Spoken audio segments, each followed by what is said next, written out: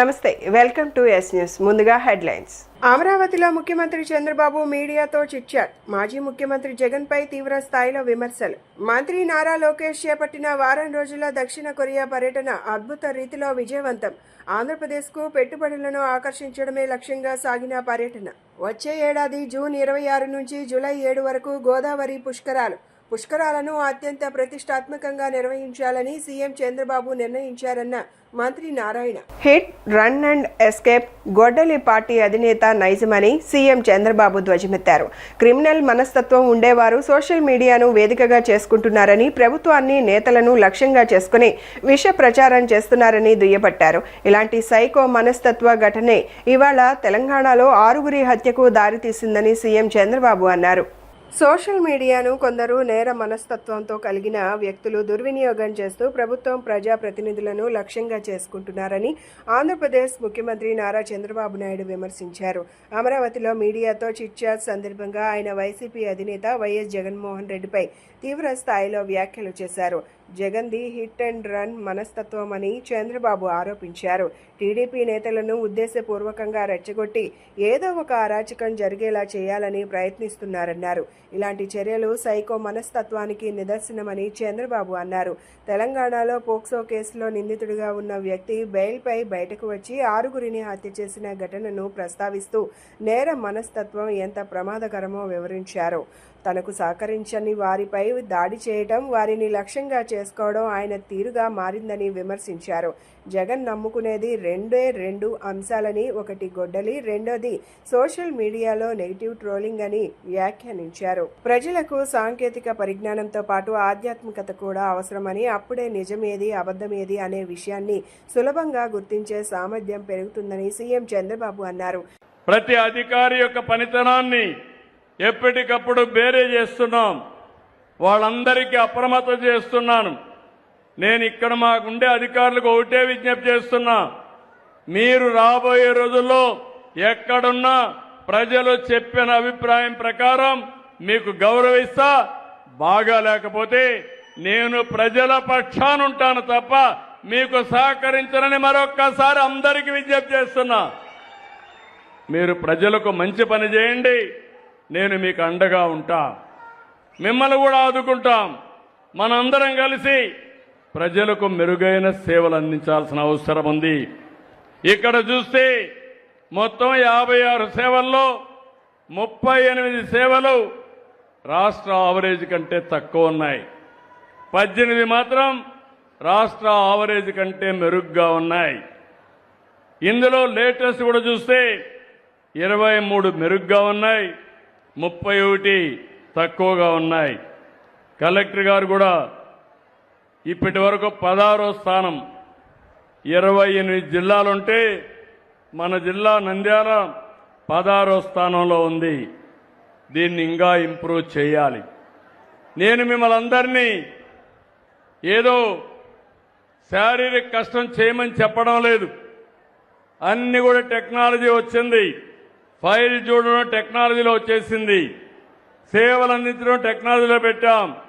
ఆంధ్రప్రదేశ్కు పెట్టుబడులను ఆకర్షించడమే లక్ష్యంగా రాష్ట్ర ఐటీ, ఎలక్ట్రానిక్స్, విద్యాశాఖల మంత్రి నారా లోకేష్ చేపట్టిన వారం రోజుల దక్షిణ కొరియా పర్యటన అద్భుత రీతిలో విజయవంతమైంది. భారత్, కొరియా మధ్య వాణిజ్య ద్వైపాక్షిక సంబంధాలను బలోపేతం చేసే క్రమంలో ఈ పర్యటన ఒక నూతన అధ్యాయానికి శ్రీకారం చుట్టింది. భారత్, కొరియా మధ్య వాణిజ్య ద్వైపాక్షిక సంబంధాలను బలోపేతం చేసే క్రమంలో ఈ పర్యటన ఒక నూతన అధ్యాయానికి శ్రీకారం చుట్టింది. దక్షిణ కొరియా విదేశాంగ శాఖ అధికారిక ఆహ్వానం మేరకు ఈ నెల 5 నుంచి 11 వరకు సాగిన ఈ పర్యటనలో మంత్రి లోకేష్, ఆయన బృందం అక్కడి ప్రభుత్వ పారిశ్రామిక వర్గాల నుంచి విశేష గౌరవాన్ని అందుకుంది. ఈ పర్యటనలో భాగంగా మంత్రి లోకేష్ 50కి పైగా కార్పొరేట్ సంస్థల ఉన్నత స్థాయి ప్రతినిధులతో సమావేశమై ఆంధ్రప్రదేశ్లో పెట్టుబడులకు ఉన్న అవకాశాలను వివరించారు. LG, Hyundai, Samsung, BNK financial వంటి ప్రపంచ ప్రఖ్యాత సంస్థల ప్రతినిధులతో జరిపిన చర్చలు ఫలవంతమయ్యాయి. తెలుగుదేశం పార్టీ యువ నాయకులు బోండా సిద్ధార్థ మరోసారి మానవత్వం చాటుకున్నారు. Vambay colony H block central నియోజకవర్గానికి చెందిన సుధాకర్ అనే వ్యక్తిని ఆదుకోవడంతో పాటు గత 35 సంవత్సరాలుగా మంచానికే పరిమితమై తీవ్ర అనారోగ్యంతో జీవనం సాగిస్తున్నారని తెలుసుకుని ప్రభుత్వం తరపున ఆయన సమస్యలు తీరే విధంగా కృషి చేస్తానని భరోసా ఇచ్చారు. 61వ division Vambay colony H block central నియోజకవర్గానికి చెందిన సుధాకర్ 1991లో రాజీవ్ గాంధీ హత్య అనంతరం విధించిన కర్ఫ్యూ సమయంలో జరిగిన కాల్పుల్లో బుల్లెట్ గాయానికి గురై గత 35 సంవత్సరాలుగా మంచానికే పరిమితమై తీవ్ర అనారోగ్యంతో జీవనం సాగిస్తున్నారు. ఆయన పరిస్థితిపై ప్రసారమైన వార్తను చూసిన వెంటనే తెలుగుదేశం పార్టీ యువ నాయకులు బోండా సిద్ధార్థ స్వయంగా ఆయన నివాసానికి వెళ్లి పరామర్శించి కుటుంబ సభ్యులకు ధైర్యం చెప్పారు. ఈ సందర్భంగా బోండా సిద్ధార్థ మాట్లాడుతూ సుధాకర్ పరిస్థితి ఎంతో బాధాకరమని, ఇలాంటి సంఘటనల్లో తీవ్రంగా నష్టపోయిన ఆయనకు ఇప్పటి వరకు సరైన న్యాయం జరగకపోవడం విచారకరమన్నారు. సుధాకర్ ప్రస్తుతం అందుతున్న 4000 పెన్షన్ను బెడ్ రిడెడ్ కేటగిరీ కింద పెంచాలని, అలాగే 2014లో కేటాయించిన ప్రభుత్వ గృహాన్ని పూర్తి చేసి అందించాలని కోరారని చెప్పారు. ఈ 2 అంశాలను ప్రభుత్వం దృష్టికి తీసుకెళ్లి పరిష్కారానికి కృషి చేస్తానని హామీ ఇచ్చారు. 1991 మేలో రాజీవ్ గాంధీ గారి అసోసియేషన్ టైంలో ఆయన వాళ్ళ ఇంటి దగ్గర కృష్ణలంకలో ఉన్నప్పుడు అనుకోకుండా ఎస్ఐ ఒక ఆయన అక్కడ కర్ఫ్యూలో భాగంగా ఒక బుల్లెట్ ఫైర్ చేయడంతో అది ఆయన వెన్నుపూసకి ఆ బుల్లెట్ గుచ్చుకోవడంతో అప్పటికప్పుడు నుంచి దాదాపు 35 సంవత్సరాలు అంటే ఇప్పటి వరకు కూడా ఆయన బెడ్ రిడెన్ అయిపోయారు. అంటే కంప్లీట్గా బెడ్కి అంకితం అయిపోయారు ఆయన. అంతేకాకుండా యూరినరీ ప్రాబ్లమ్స్ కానీ, urology problems, gall bladder problems ఇలా అన్నిటితో చాలా ఇబ్బంది పడిన పరిస్థితి.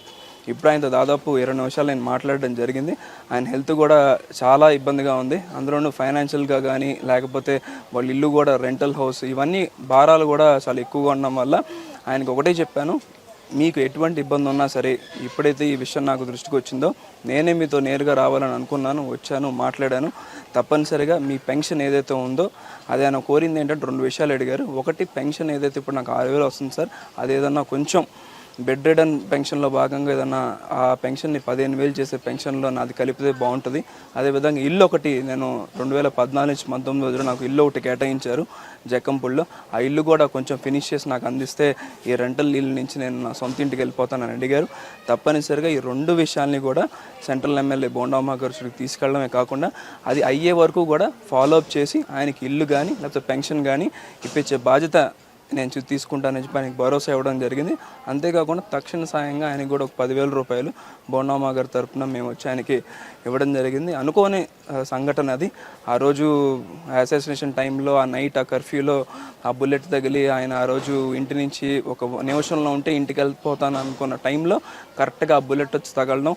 హైకోర్టులో దాదాపు 35 సంవత్సరాలుగా ఆయన ఫైట్ చేసినా సరే తగిన ఆధారాలు లేకపోతే అప్పుడున్న పరిస్థితుల రీత్యా ఆయనకి తగిన న్యాయం అనేది జరగకపోవడం కూడా చాలా బాధాకరం. ఏదేదైనా సరే ఇప్పుడున్న పరిస్థితులకు అనుగుణంగా ఆయనకి కానీ ఆయన సతీమణికి కానీ ఒకటే భరోసా ఇచ్చాను. ఆర్థికంగా మీకు ఏదైతే ప్రతి నెల కూడా దాదాపు కొన్ని వేల రూపాయలు మీకు మెడికల్ ఖర్చులు కానీ అవుతున్న సందర్భంలో మీకు ఆ బాధ్యతను నేను తీసుకుని మీకు నెల ఆర్థిక సాయం మా సొంత నిధుల నుంచి ఇవ్వడంతో పాటు ప్రభుత్వం నుంచి వచ్చేటువంటి పెన్షన్ కూడా ఇప్పించేలాగా నేను చూసుకుంటానని నాకు హామీ అయితే ఆయనకి ఇవ్వడం జరిగింది. అంతేకాకుండా దసరా లోపే ఏదైతే 3-4 నెలల లోపే ఆయనకి ఇల్లు కూడా ఇప్పించే బాధ్యత మేము తీసుకుంటామని ఆయనకి ఒక ధైర్యాన్ని, ఒక భరోసాని ఇచ్చాం. 150 మంది చిన్నారులకు అక్షరాభ్యాసం నిర్వహించిన సర్వింగ్ హ్యాండ్స్ చారిటబుల్ ట్రస్ట్ ముఖ్య అతిథిగా పాల్గొన్న తెలుగుదేశం పార్టీ యువ నాయకులు బోండా సిద్ధార్థ ఈరోజు శనివారం ఉదయం సెంట్రల్ నియోజకవర్గంలోని వాంబే కాలనీ 81వ బ్లాక్లో సర్వింగ్ హ్యాండ్స్ చారిటబుల్ ట్రస్ట్ ఆధ్వర్యంలో 150 మంది చిన్నారులకు అక్షరాభ్యాస కార్యక్రమం ఘనంగా నిర్వహించారు. విద్య ద్వారా ప్రతి చిన్నారి జీవితంలో వెలుగు నింపాలనే లక్ష్యంతో నిర్వహించిన ఈ కార్యక్రమం ఆద్యాంతం అర్థవంతంగా సాగింది. సమాజంలోని నిరుపేద కుటుంబాలకు చెందిన చిన్నారులు విద్యాభ్యాసంలో తొలి అడుగు వేయాలనే సంకల్పంతో ట్రస్ట్ ఈ కార్యక్రమాన్ని చేపట్టి చిన్నారులకు విద్యపై ఆసక్తి కలిగించేలా అక్షరాభ్యాసం నిర్వహించింది. ఈ కార్యక్రమానికి ముఖ్య అతిథిగా హాజరైన తెలుగుదేశం పార్టీ యువ నాయకులు బోండా సిద్ధార్థ చిన్నారులకు అక్షరాభ్యాసం చేయించి వారి ఉజ్వల భవిష్యత్తుకు ఆశీస్సులు అందించారు. అనంతరం ప్రతి చిన్నారికి పలకలు, విద్యా సామాగ్రి, స్నాక్స్ బాక్స్లను పంపిణీ చేశారు. పిల్లలందరికీ కూడా అక్షరాభ్యాస కార్యక్రమాన్ని నిర్వహించడం అనేది చాలా గొప్ప కార్యక్రమం. ఈ ఆలోచన, ఈ కార్యక్రమం నిర్వహించాలని ఒక మంచి ఉద్దేశంతో ముందుకొచ్చినటువంటి చందుకి వాళ్ళ టీంకి మొత్తానికి కూడా పేరు పేరున హృదయపూర్వక అభినందనలు శుభాకాంక్షలు తెలియజేస్తా ఉన్నా. అలాగే ఈరోజు నాతో పాటు ఈ కార్యక్రమంలో ఉన్నటువంటి మా తెలుగుదేశం పార్టీ డివిజన్ ప్రెసిడెంట్ సూరికి కానీ, లేకపోతే కార్యదర్శి నాగరాజ్కి కానీ, అదేవిధంగా సీనియర్ నాయకులు మూత శ్రీరాములు గారు కానీ, మల్లేశ్వరరావు గారు, పార్థు, అదేవిధంగా మా ఈ division party in charge Kanchi Chandrasekhar గారికి అందరికీ కూడా అభినందనలు తెలియజేసుకుంటూ, ఈరోజు ఇటువంటి కార్యక్రమాలు నిర్వహించాలి అని అంటే ఒక మంచి మనసు కావాలి. ఎందుకనంటే పిల్లలందరినీ కూడా ఒకే రూఫ్ మీదకి తీసుకొచ్చి, ఒకే దాటి మీద తీసుకొచ్చి అక్షరాభ్యాసం చేయాలి. వాళ్ళ చదువుకి ఇదొక మెట్టు అయ్యేలాగా ముందుకు వెళ్ళటం అనేది చాలా మంచి ఆలోచన. ఎందుకనంటే మనం ఏదన్నా చదవాలన్నా, ఉన్నత స్థాయికి వెళ్ళాలన్నా చదువు అనేది చాలా ముఖ్యం. అది మనం రాసే అక్షరంతోనే అది మొదలవుతుంది, ముందుకెళ్తుంది.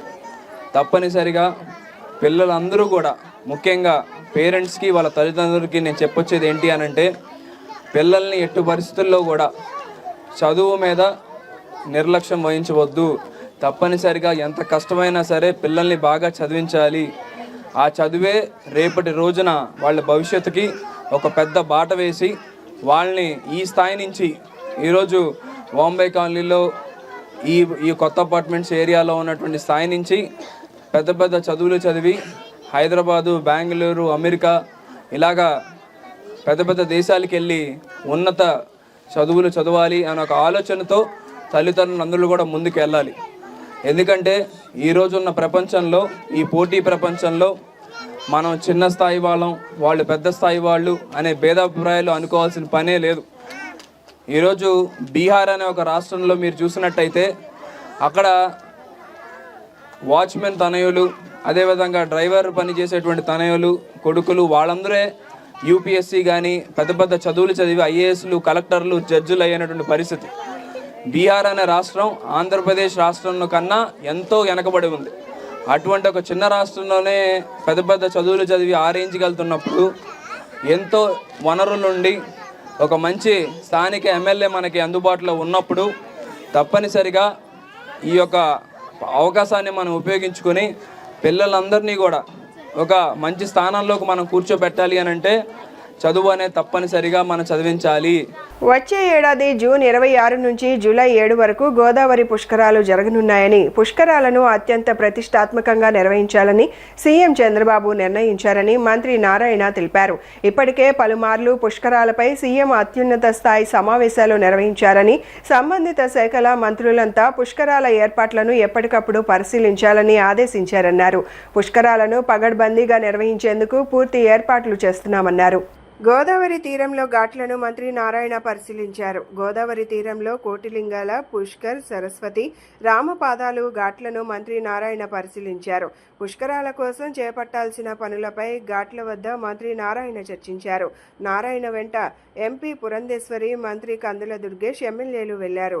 మున్సిపల్ కార్యాలయంలో అధికారులతో మంత్రి నారాయణ సమావేశమయ్యారు. రాజమహేంద్రవరంలో పుష్కరాల పనుల కోసం ఇప్పటికే 585 కోట్లు కేటాయింపు పనులు నిర్ణయించి అధికారులకు మంత్రి దిశానిర్దేశం చేశారు. ఈ సందర్భంగా మంత్రి నారాయణ మాట్లాడుతూ, వచ్చే ఏడాది జూన్లో గోదావరి పుష్కరాలు జరగనున్నాయని, పుష్కరాలను ప్రతిష్టాత్మకంగా నిర్వహించాలని సీఎం నిర్ణయించారన్నారు. సంబంధిత శాఖల మంత్రులంతా ఏర్పాట్లను పరిశీలించాలని సీఎం ఆదేశించారన్నారు. ఇప్పటికే పుష్కరాల కోసం మున్సిపల్ శాఖ నుంచి 585 కోట్లు కేటాయించామని తెలిపారు. మంత్రులంతా కలిసికట్టుగా సమన్వయంతో ముందుకెళ్తున్నామని అన్నారు. గత పుష్కరాల కంటే ఈసారి అధిక సంఖ్యలో భక్తులు హాజరవుతారని అంచనా అని అన్నారు. పుష్కరాల్లో ముఖ్యంగా పారిశుద్ధ్యం ఎంతో కీలకమైందని తెలిపారు. మంత్రి కందుల దుర్గేష్ మాట్లాడుతూ, గోదావరి పుష్కరాల ఏర్పాట్లకు అన్ని శాఖల సమన్వయంతో పనిచేస్తున్నాయన్నారు. ఇప్పటికే అఖండ గోదావరి ప్రాజెక్టు ద్వారా గోదావరి పరివాహక ప్రాంతం అభివృద్ధి చేస్తున్నామన్నారు.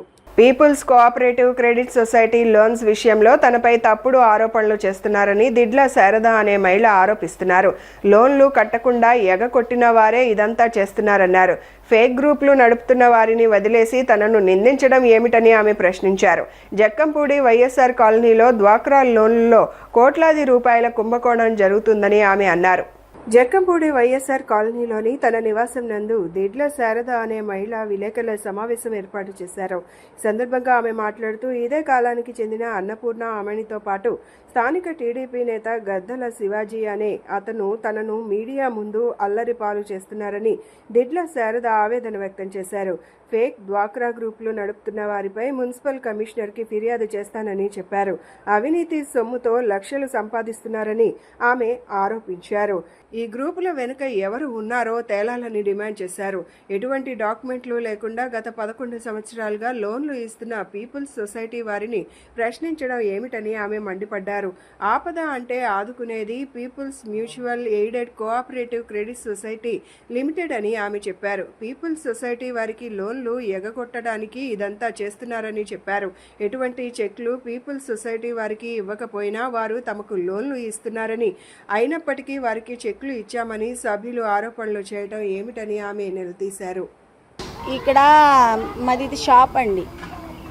నేను 14 సంవత్సరాల నుంచి ఇక్కడే ఉంటాను, స్థానికం.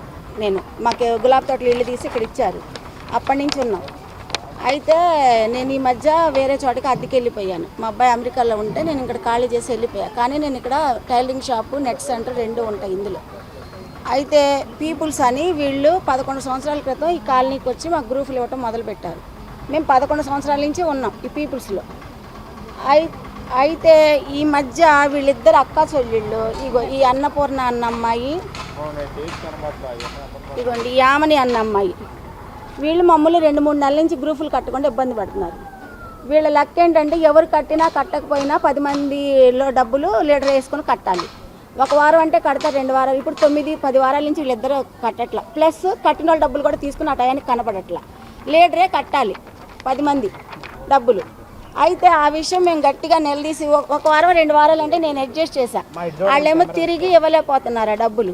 మరి 10 దాకా కట్టకపోతే సార్లు ఇంకోసారి మాకు ఇక్కడ లోన్లు ఇవ్వరని చెప్పి, సరే నా దగ్గరికి వస్తే వీళ్ళు ఆ పిల్లలు ఇక్కడే కూర్చుంటారు. ఆ సార్లు వాళ్ళు మంచినీళ్ళు కూడా తాగకూడదు. అందరికీ ఇప్పుడు చూస్తున్నా తాగలేదు. వాళ్ళు ఒక్కోసారి 3 వరకు 4 వరకు ఇక్కడే కూర్చుంటున్నారు. నేను చూడలేక ఒక్కోసారి నేను అడ్జస్ట్ చేసి కడుతున్నాను, తర్వాత తెచ్చి ఇస్తున్నారు. ఇప్పుడు అసలు ఇవ్వటం పూర్తిగా మానేస్తే మేము గట్టిగా అడిగి ప్లస్ కట్టిన వాళ్ళ డబ్బులు కూడా వాళ్ళు తీసుకొని వెళ్ళిపోతున్నారు. ఆ టయానికి కనపడతలా. 2వ రోజు వచ్చి ఎక్కడైనా కనపడి ఎతికినా ఇళ్ళకడే తాళాలు పెట్టి ఉంటున్నారు. అదేమంటే ఇళ్ళకి వస్తే మేము ఊరుకోమంటున్నారు. సరే ఇది ఇట్లానే సాగుతుండగా ఇతనికి నాకు ఇంతకు ముందు నుంచి పడదు. ఇతను తెలుగుదేశం, నేను ఎప్పుడో వైఎస్ఆర్ పార్టీలో నెంబర్గా నిలబడి ఓడిపోయాను. అప్పటి నుంచి మాకు పడదు. మేము 14 ఏళ్ల క్రితం ఇక్కడ ఉంటున్నా. 14 ఏళ్ళ నుంచి నేను అసలు పీపుల్స్లో ఉండను. అంతకుముందు ఉన్నాను. ఇక మా అబ్బాయి అమెరికా వెళ్ళినాక నేను వద్దు అనుకున్నా. కాకపోతే వీళ్ళు ఎవరైనా అవసరాలకు నా దగ్గరికి వచ్చి తీసుకుంటే ఆ టయానికి సార్లు కాకుండా కడతాం. ఫస్ట్ వాంబాయి కాలనీ నుంచి పీపుల్ లోన్ తెచ్చింది నేనేనండి. 11 సంవత్సరాలు తీసుకొచ్చి ఇప్పుడుకొచ్చి ఏ రిమార్కు లేదండి. ఇప్పుడు ఈ డబ్బులు వాళ్ళు కట్టట్లేదు, కట్టిన డబ్బులు కట్టట్లేదు అని అడగటం మూలాన్ని ఈ జనాలను అందరినీ తీసుకొచ్చి ఇలా మీడియా ముందు అది నిల్చోబెడుతున్నారండి. వీళ్ళందరూ ఇప్పుడు ఉన్నవాళ్ళేనండి, అంతా పీపుల్లో ఉన్నవాళ్ళే. వారం ఏ రిమార్కు లేకుండా కట్టుకున్నారు సార్. ఎప్పుడన్నా 10 మందిలో అడ్జస్ట్ అవ్వకపోయినా డబ్బులు మేడం గారు వేసి కడతారు. ఆవిడే కడతారండి. ఎప్పుడన్నా ఎవరైనా కట్టపోయినా చేసినా గ్రూప్ వాళ్ళు కట్టపోయినా గ్రూప్ డబ్బులు కూడా వేసి ఆమె కడద్దండి. ఎందుకంటే ఆవిడ నమ్మి ఇక్కడ ఆఫీస్ పెట్టి ఇక్కడ కట్టించుకున్నారు sir.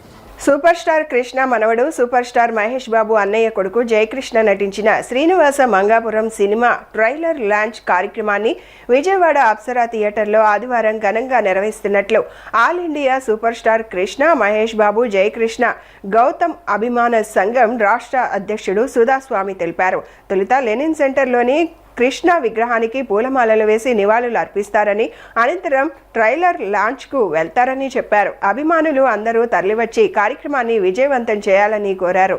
All India super star Krishna Mahesh Babu Jayakrishna Gautam అభిమాన సంఘం రాష్ట్ర అధ్యక్షుడు సుధాస్వామి ఆధ్వర్యంలో లెనిన్ సెంటర్లో కృష్ణ విగ్రహం వద్ద విలేకరుల సమావేశం నిర్వహించారు. సమావేశంలో సుధాస్వామి మాట్లాడుతూ సూపర్ స్టార్ కృష్ణ మనవడు సూపర్ స్టార్ మహేష్ బాబు అన్నయ్య కొడుకు జయకృష్ణ ఆంధ్రప్రదేశ్ అభిమానులనే కాకుండా ప్రపంచ అభిమానులను కూడా అలరించడానికి శ్రీనివాస మంగాపురం చిత్రం ద్వారా సినీ రంగ ప్రవేశం చేశారన్నారు. విజయవాడలోని అప్సరా థియేటర్లో ఆదివారం సాయంత్రం 6 గంటలకు ట్రైలర్ లాంచ్ ఈవెంట్ నిర్వహిస్తున్నట్లు చెప్పారు. అంతకుముందు లెనిన్ సెంటర్లోని సూపర్ స్టార్ కృష్ణ విగ్రహానికి పూలమాలలు వేసి నివాళులు అర్పించి అప్సరా థియేటర్కు ర్యాలీగా వెళ్తారన్నారు. అభిమానులు అందరూ రాష్ట్రం నలుమూలల నుంచి తరలివచ్చి ఈ కార్యక్రమాన్ని విజయవంతం చేయాలని కోరారు. నమస్కారం. సూపర్ స్టార్ కృష్ణ గారి మనవడు సూపర్ స్టార్ మహేష్ బాబు అన్నయ్య కొడుకు సూపర్ స్టార్ జయకృష్ణ శ్రీనివాస మంగాపురం చిత్రం ద్వారా ఆంధ్రప్రదేశ్ అభిమానులే కాక యావత్ ప్రపంచ అభిమానులందరినీ అలరించడానికి శ్రీనివాస మంగాపురం అనే చిత్రం మొట్టమొదటి చిత్రం ద్వారా సినీ రంగ ప్రవేశం చేశారు. విజయవాడలో ఈ సినిమాకి సంబంధించి అప్సరా థియేటర్లో జూలై 12 ఆదివారం సాయంత్రం 6 గంటలకి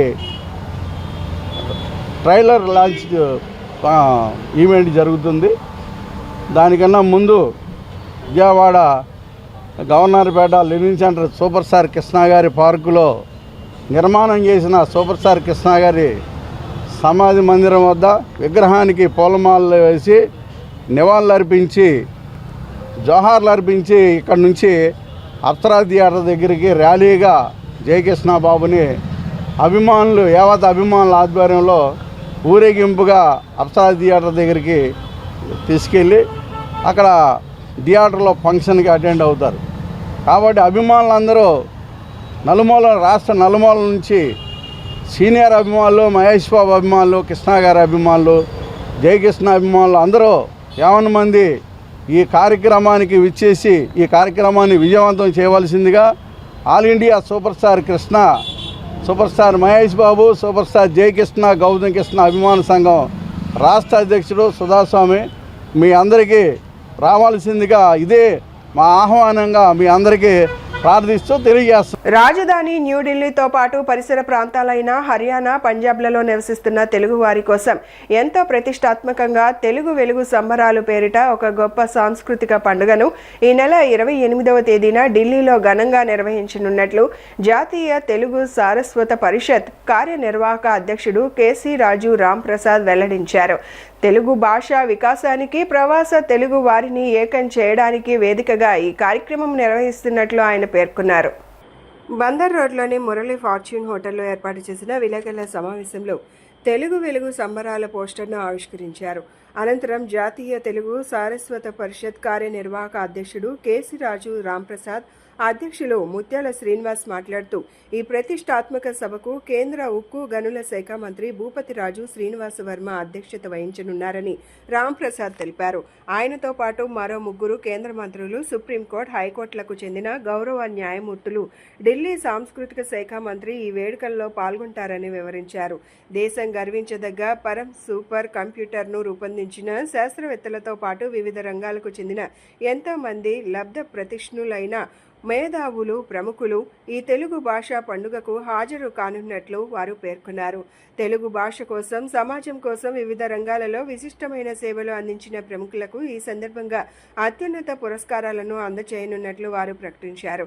ఇందులో భాగంగా తిరుపతికి చెందిన ప్రముఖ ప్రవచనకర్త విభీషణ శర్మకు రాజకీయ రంగంలో విశేష సేవలు అందించిన పితాని సత్యనారాయణ, ఆక్వా రంగంలో విశేష కృషి చేసి ఆక్వా పితామహుడిగా పేరొందిన ముద్దరాజు కాశీ విశ్వనాథరాజు, ఒరిస్సా క్యాడర్కు చెందిన రిటైర్డ్ ఐఏఎస్ అధికారి సిజే వేణుగోపాల్లకు లైఫ్ టైం అచీవ్మెంట్ అవార్డులు ప్రదానం చేయనున్నట్లు వెల్లడించారు.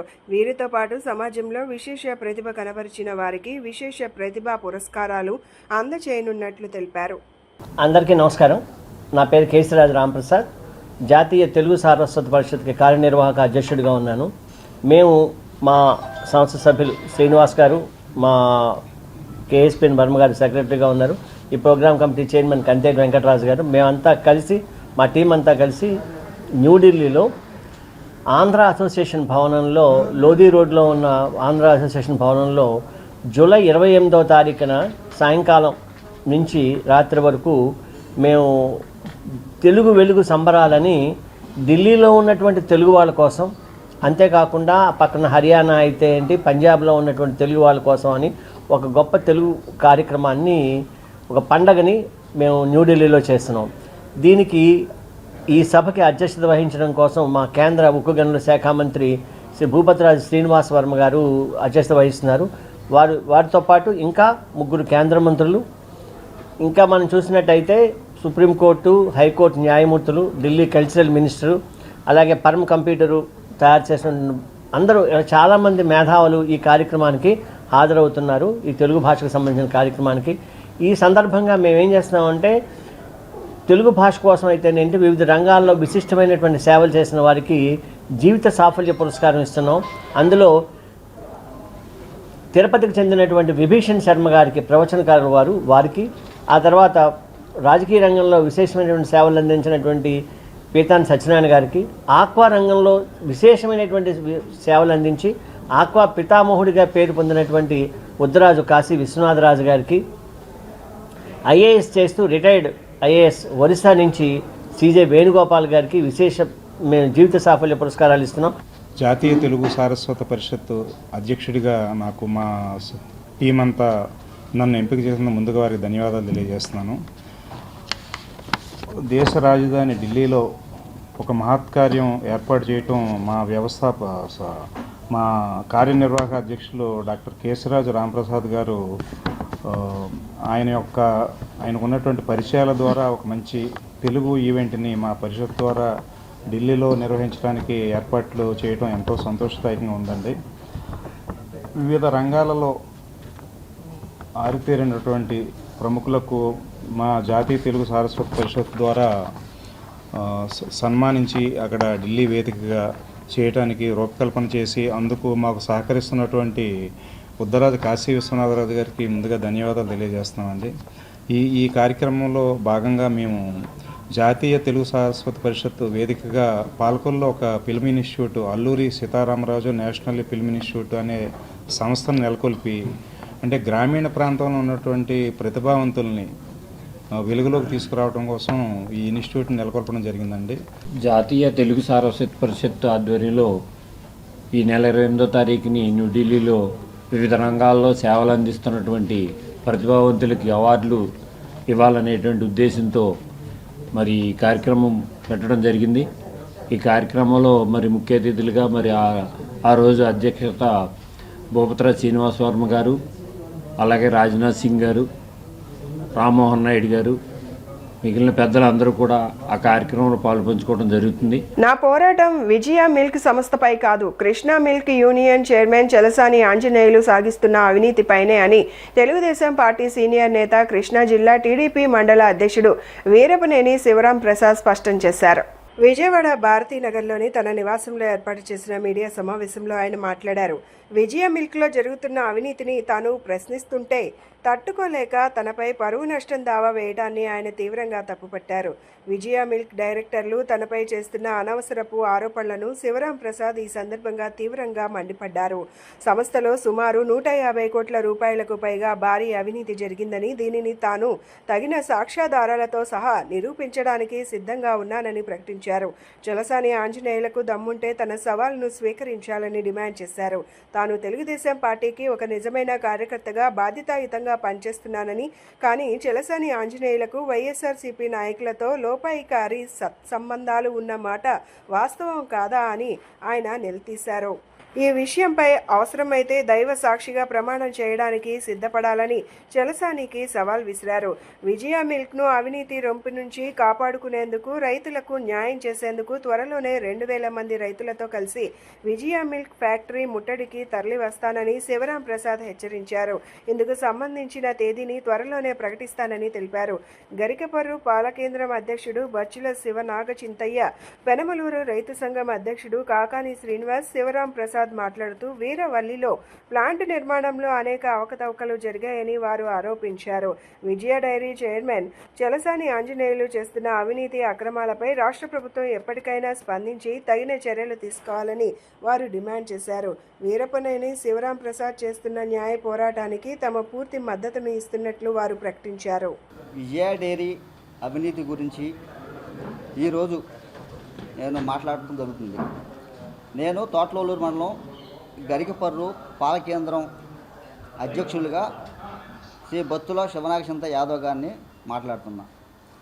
ఈ విజయ డైరీ 2021-22 పాలకవర్గం ఉన్నప్పుడు ఈ ప్రస్తుత చైర్మన్ గారు ఆ రోజు మా సొసైటీ పుట్టినప్పటి నుంచి కూడా తెలుగుదేశం పార్టీ వంశంపరం అయితే ఆ రోజు ఈ పాలకవర్గం ఈ యొక్క గరికపర్రు పాలకవర్గం శివరాం గారి కాన్స్టిట్యున్సీలో ఉంది కాబట్టి ఈ పాలకవర్గాన్ని ఏ రకంగా అయినా సరే తిరగరాయాలనే ఉద్దేశంతో ఇద్దరు టీడీపీ అభ్యర్థుల నామినేషన్ తిరస్కరించి వైసీపీ అభ్యర్థుల్ని బలపరిచి ఆ యొక్క సంఘాన్ని వైసీపీగా మార్చిన ఘనత ఈ యొక్క ప్రస్తుతం ఉన్న చైర్మన్కి దక్కిందని కూడా మీ అందరినీ తెలియజేస్తున్నా.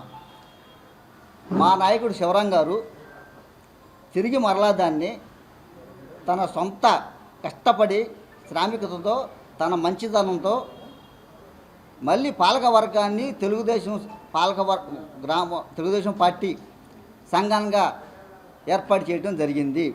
మళ్ళా ఇట్లా ప్రెస్ మీట్ పెట్టాల్సి వద్దని అనుకోలేదు నేను. మన గురువారం నాడు నా పేరు కాకాని శ్రీనివాసరావు, ఉయ్యూరు మండలం, ఆకునూరు గ్రామం. ఎవరైతే ఈ కృష్ణా మిల్క్ యూనియన్ వ్యవస్థాపకుడు ఆయన స్వర్గీయ మహానుభావుడు కాకాని వెంకటరత్న గారు పుట్టిన ఊరు మాది. నేను అదే వంశానికి చెందినవాడిని. దాన్ని కాపాడాలనే ఒక మనోవేదతో నేను వచ్చాను. ఆ రోజు గురువారం నాడు మేము ప్రెస్ మీట్ పెట్టి వీరభద్రం శివరాం గారు మీ అవినీతి మీద ప్రశ్నించాడు. చలసానాంజనేయులు గారు బాగా గుర్తుంచుకోండి మీరు. మీ అవినీతి మీద, మీ బోర్డు అవినీతి మీద ప్రశ్నించాడు. దానికి మీరు సమాధానం చెప్పకుండా గవర్నమెంట్ ఆఫీసర్ ఎండి కొల్లి ఈశ్వరబాబు గారికి ఏంటి ఇదేం రాజకీయం అయినా?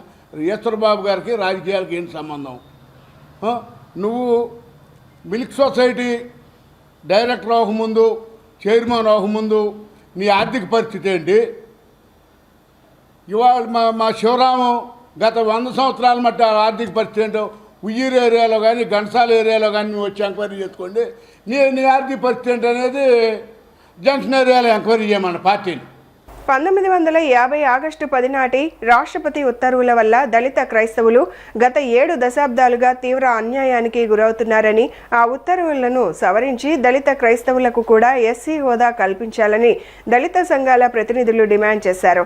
క్రైస్తవ ఉద్యమం ఏ రాజకీయ పార్టీకి అనుకూలం కాదని, పార్లమెంట్లో బిల్లు పెట్టి ఎస్సీ హోదా కల్పించే పార్టీలకే తమ పూర్తి మద్దతు ఉంటుందని స్పష్టం చేశారు. కొంతమంది నాయకులు వ్యక్తిగత దూషణలతో ఈ ఉద్యమాన్ని పక్కదారి పట్టిస్తున్నారని, వాటితో క్రైస్తవ సమాజానికి ఎలాంటి సంబంధం లేదని పేర్కొన్నారు.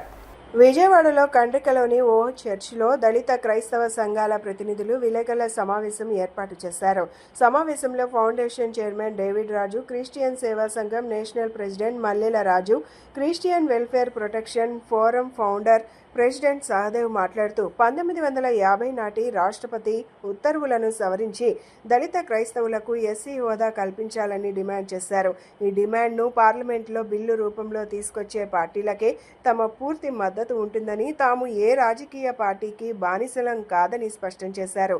అలాగే రాష్ట్రంలోని 1,20,000 మంది పాస్టర్లందరికీ గౌరవ వేతనం అందించాలని, ప్రభుత్వ స్థలాల్లో ఉన్న పురాతన ప్రార్థనా మందిరాలను క్రమబద్ధీకరించాలని కోరారు. ముఖ్యమంత్రి నారా చంద్రబాబు నాయుడు, ఉప ముఖ్యమంత్రి పవన్ కళ్యాణ్ నేతృత్వంలోని కూటమి ప్రభుత్వం మతాలన్నిటినీ సమానంగా చూడాలని వారు హితవు పలికారు. రాష్ట్రంలో భారీ సంఖ్యలో ఉన్న క్రైస్తవులకు రాబోయే ఎన్నికల్లో అసెంబ్లీ, పార్లమెంట్ స్థానాల్లో తగిన సీట్లు కేటాయించాలని, కేంద్రంపై ఒత్తిడి తెచ్చి ఎస్సీ హోదా తీర్మానాన్ని నెరవేర్చాలని వారు కోరారు. ఈరోజు క్రైస్తవుల ప్రధానమైన అంశం ఏంటంటే 1950 ఆగస్టు 10వ తారీఖున ఒక రాష్ట్రపతి దళిత క్రైస్తవుల మీద ఉక్కుపాదం లాంటి ఒక ఉత్తర్వులు రిలీజ్ చేసినప్పుడు ఈ 76 లేదా 70 సంవత్సరాల నుంచి ఆ యొక్క ఉచ్చులో దళిత క్రైస్తవులు ఉన్నారు. మేము దళిత క్రైస్తవులుగా, క్రైస్తవ దేశ సంఘాలుగా దాన్ని రద్దు చేయాలని ఉద్యమం చేస్తూనే ఉన్నాం. దాని విషయమై ఢిల్లీలో జంతర్ మంతర్ దగ్గర ధర్నా చేశాము. తర్వాత బాలకృష్ణ కమిషన్ మెమోరాండం ఇచ్చాం. కొంతమంది పార్టీలకు అతీతముగా అయిన ఎంపీలను కలిసి మెమోరాండం ఇస్తున్నాం. మా అంశం దీని మీద పోరాటం చేస్తున్నాం. అయితే ఇక్కడ కొద్దిగా మంది వ్యక్తులు ఈ ఉద్యమాన్ని పక్కదారి పట్టించడానికి వ్యక్తిగతమైన దోషం చేస్తున్నారు.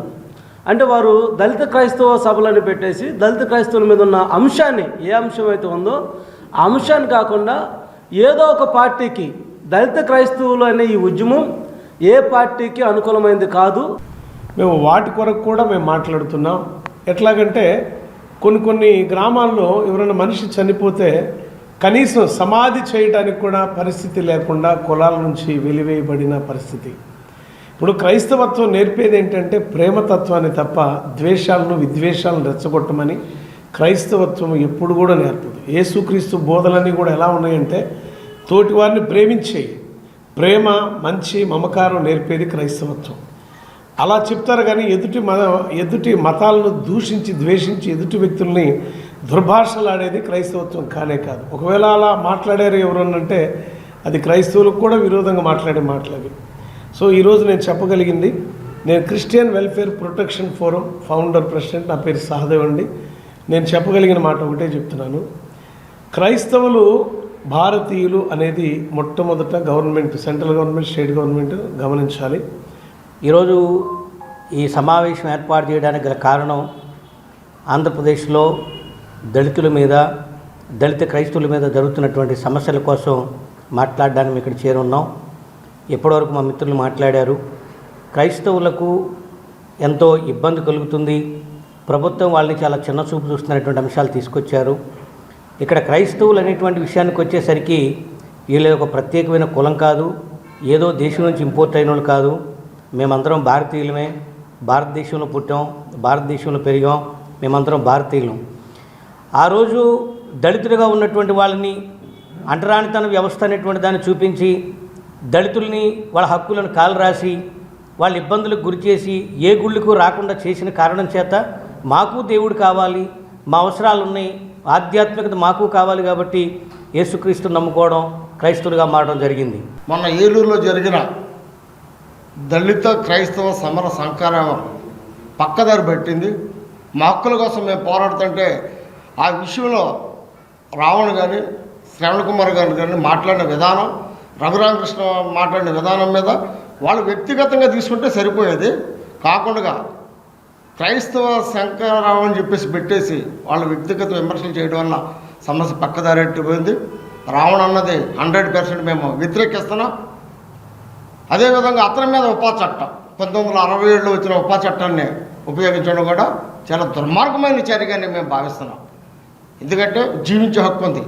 మేము ఇవాళ చేస్తున్న పోరాటం రాజ్యాంగబద్ధమైన పోరాటం చేస్తున్నాం. ఆర్టికల్ 25 ప్రకారంగా ఏ వ్యక్తి అయినా తనకి ఇష్టం వచ్చిన మతాన్ని తీసుకోవచ్చు, ప్రచారం చేసుకోవచ్చు. బులెటిన్ ముగించే ముందు హెడ్లైన్స్ మరొకసారి. అమరావతిలో ముఖ్యమంత్రి చంద్రబాబు మీడియాతో చిట్చాట్. మాజీ ముఖ్యమంత్రి జగన్ పై తీవ్ర స్థాయిలో విమర్శలు. మంత్రి నారా లోకేష్ చేపట్టిన వారం రోజుల దక్షిణ కొరియా పర్యటన అద్భుత రీతిలో విజయవంతం. ఆంధ్రప్రదేశ్కు పెట్టుబడులను ఆకర్షించడమే లక్ష్యంగా సాగిన పర్యటన. వచ్చే ఏడాది జూన్ 26 నుంచి జూలై 7 వరకు గోదావరి పుష్కరాలను అత్యంత ప్రతిష్టాత్మకంగా నిర్వహించాలని సీఎం చంద్రబాబు నిర్ణయించారన్న మంత్రి నారాయణ. ఇవి ఈనాటి bulletin updates. Keep watching yes news.